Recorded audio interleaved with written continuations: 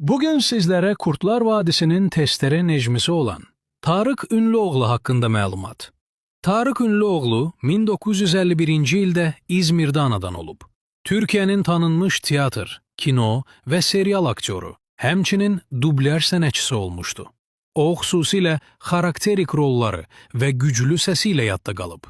Tarık, İzmir Namık Kemal Liseyini bitirdikdən sonra Ankara Hacettepe Üniversiteti Dövlət Konservatoriyasının opera fakültəsinə daxil olub. Bir il sonra isə teatr fakültəsinə keçid edib. 20 ildən artıq Ankara Dövlət Teatrında çalışdıqdan sonra İstanbul Dövlət Teatrına keçib. Teatr səhnəsində yüzlərlə obraz canlandırıb. Tarık Ünlüoğlu həm dramatik, həm də komediya janrında yadda qalan obrazlar yaradıb. Amma onun ən məşhur rolu Kurtlar Vadisi'ndə testere Necmi obrazı olmuşdu. Bu obraz ona böyük uğur gətirdi. Aktyor 2015-ci ildə çəkilən Eşkıya Dünyaya Hükümdar Olmaz serialında Ünal Kaplan obrazını oynamışdı.